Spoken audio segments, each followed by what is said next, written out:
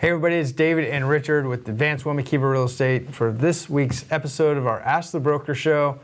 And today we're talking about a topic that sometimes a lot of buyers agents are missing or overlooking or not using.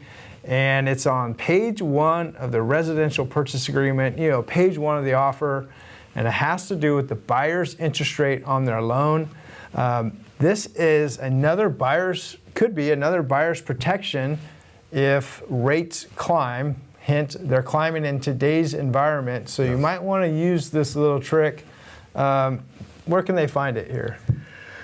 Well, by putting it in there, I don't know what line that is, but if you put the interest rate at say 3.5, which maybe you did about 2 weeks ago, and now it's at close to 5.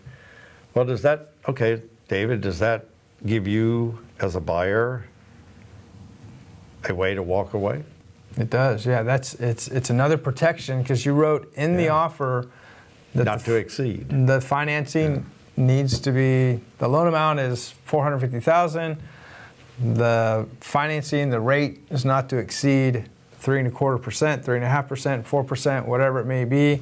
If the rates all of a sudden jump to 5.5%, 5% like they are today, well, that's a protection for the buyer. He can walk out and they can change their mind.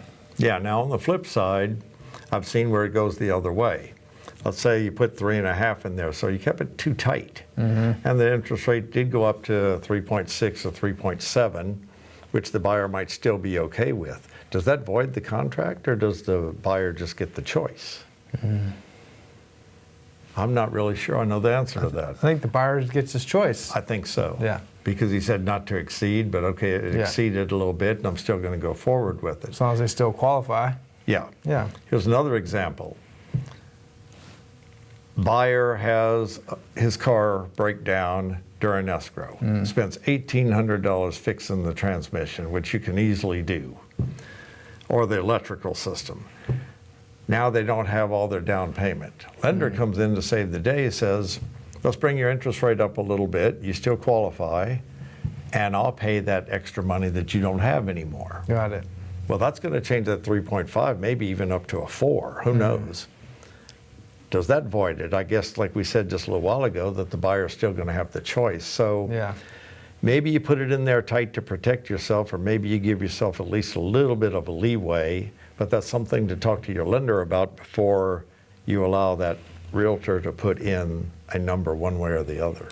Yeah, it's just another layer of added protection. You have your contingencies in place, but in today's environment, many people are just waiving those all together. There's a story I heard just recently that an offer was accepted. They had a lower interest rate written into the contract, and now they're up at 5. The buyer wants to cancel because he can't afford it, but they'd removed all their contingencies. This is their last remaining protection to be able to back out because of this rate adjustment. So if you're looking to protect your buyer in a raising interest rate environment, this may be one way to do so. Yeah. And a good one that probably isn't seen by anyone. So you write your offer, release your contingencies, but you still have that way out. Yeah. Good thought. Very good. So hopefully you got a little tip out of this episode this week. Thank you guys so much for watching. When you write the offers, do you write in an interest rate? Let me know, comment below if you guys are using this tactic or not. We want to hear from you. We'll see you next week.